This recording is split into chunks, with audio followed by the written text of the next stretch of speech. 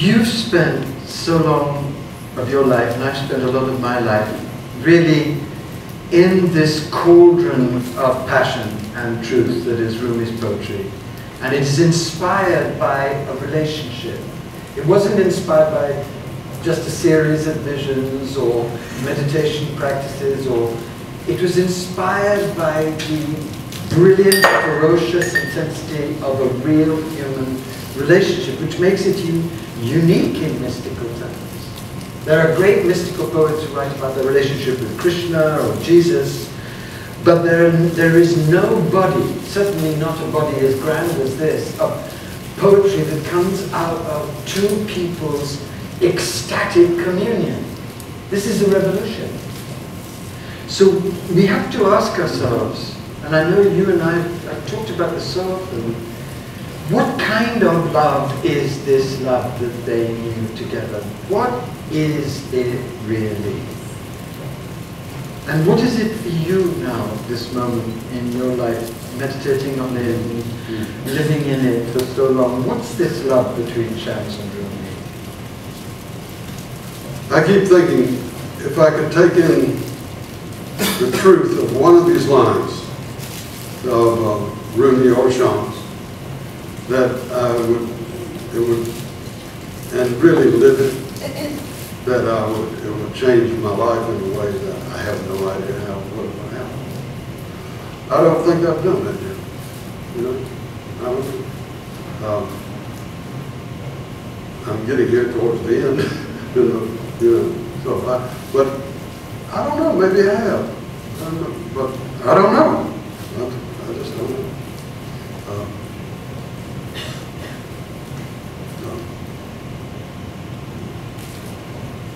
The only thing I can come up with, and this is something that the poetry talks a lot about, Rumi constantly saying, this is a new kind of love. A new kind of love. So that to me means that it's not an intellectual love, it's not an emotional love alone, it's not a sexual love. So what is it? And recently, I have to say, I've come closer to understanding it only because the being that I loved the most in my whole life died 2 weeks ago, and that was my baby cat. And I had a 5-year ecstatic, tender, day by day, moment by moment relationship with this absolutely amazing golden tabby, who for some unknown reason adored me with his whole being, and whom I adored from the very beginning, from the first moment I saw him. And as he was dying, so I was holding him as he was dying, I was thinking of what Rumi must have felt when Shams left him. And then it suddenly occurred to me that that wasn't a blasphemous thought, because what I experienced from my cat was whole-bodied, whole-souled, whole-hearted, whole being, love, love, love. And what's so astounding about that love is that you can't divide it. With most of our friends, we can say, I love that person because of his or her, etc., etc., etc. But in this kind of love that I think is burning between Rumi and Shams, there are no divisions. Everything's in it. The body's in it, the soul's in it, the mind's in it, and yet everything is governed by this mysterious, wild, wild intimacy of connection. And that is the key to living and experiencing the divine life. But for me, my cat was my Shams.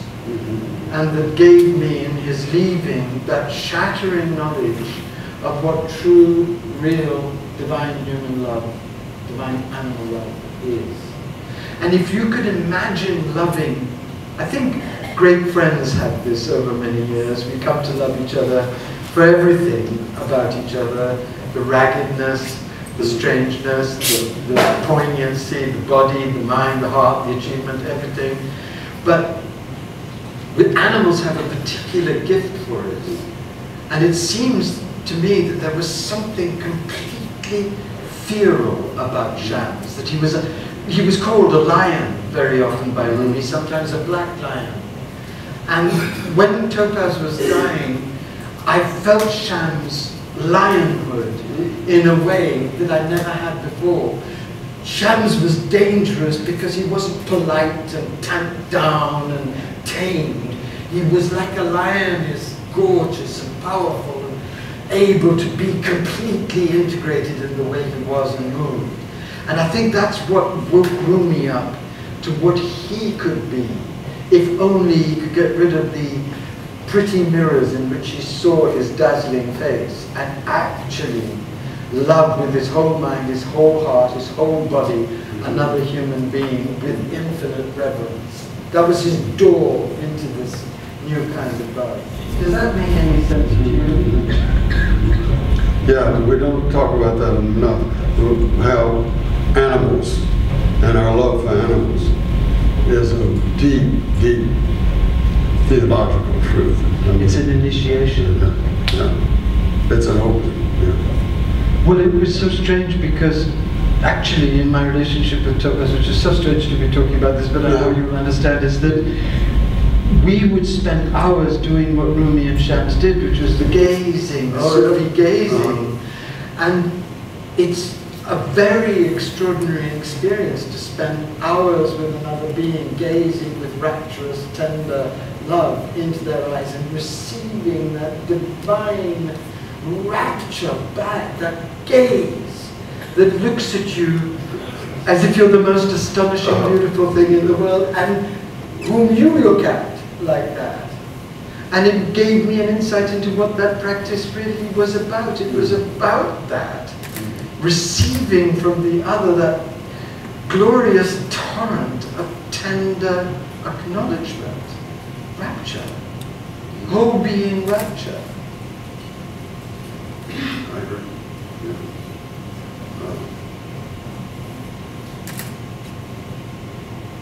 Is that what you call friendship, Coleman? Because we've talked, whenever I asked you this question, it's like a koan. I ask Coleman once every time I meet him, I ask him, what is their relationship to you now? And and many times you've said, friendship. And you've said, we haven't really begun to explore the depths of what's possible in friendship. I remember you saying that. What does that mean to you? Well, friendship as a way. I had a teacher that came to me in a dream on May 2nd, 1977. And then a year and a half later I met him, and he told me to do the Rumi work, and he said, you know, I know Rumi and Shams not like people in a book. He says, I know them like I know you. This is Baba Muhammad. He was on that level of awareness.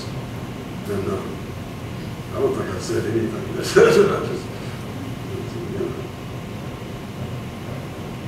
But didn't you feel with Baba that kind of friendship? I did, yeah. And had a dream after he died that he and I were walking around, you know, like boys walk together, you know, with their arms around. Tony Hayward, he used to walk around the campus like that, you know. It was, you know, just good buddies, you know.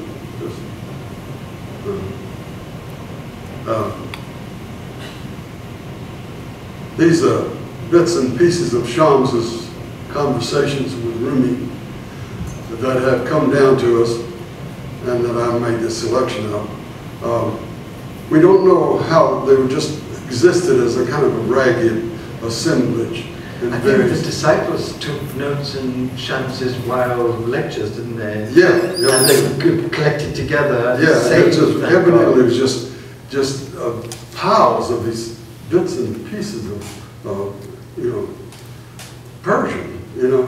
And I think the way they would use them, and I think they would just dip in and take one out, you know. And then they would say, read it, and then they would see where that led, you know, like I'm going to do now. Yeah, you know. I said, oh God, we talked an hour. Just about surprised. Yeah, down. What? Okay, go a little bit over. He said,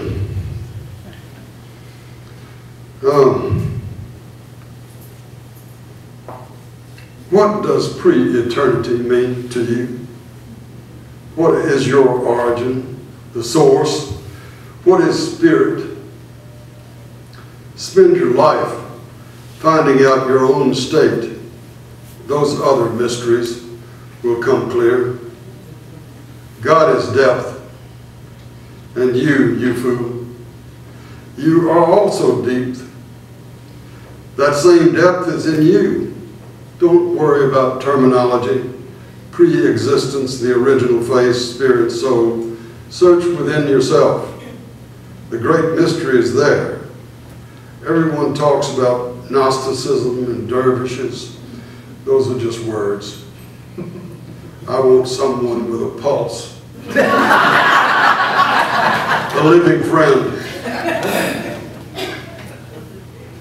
He says in another place that real growing does not come from books, but following a line across a page. It comes from having a real friend. And also from what you would say, walking out and doing things. Just walking out and do. That's often what Andrew ended up saying. Just get, you know, put the book down and walk out and do something. You know, I don't ever do that. I'm so smitten with books. You know? So I'm sorry, but I just am. It's pitiful. Would you read, in conclusion, would you read my favorite of your translations? This is a very naughty thing to do to you, but I hope I've got it. Oh, I don't have it. I thought I may. Well, I've got one little quatrain. Find your place, this is a Rumi. Find your place and close your eyes, so your heart can start to see. Or I do. Find your place and open your eyes, so your heart can start to sing. That's my variation. When you give up being self-absorbed, I never tried that. When you give up being self-absorbed, I'm a poet, you know. When you give up being self-absorbed, your being becomes a great community. As that man did, as this man did. But when you give up being self-absorbed, your being becomes a great community. That's just the way an elder is formed. You know, he disappears and becomes a community.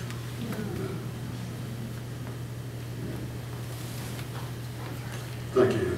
Here is an elder. No. What a beautiful way to end our talk. So thank you so much.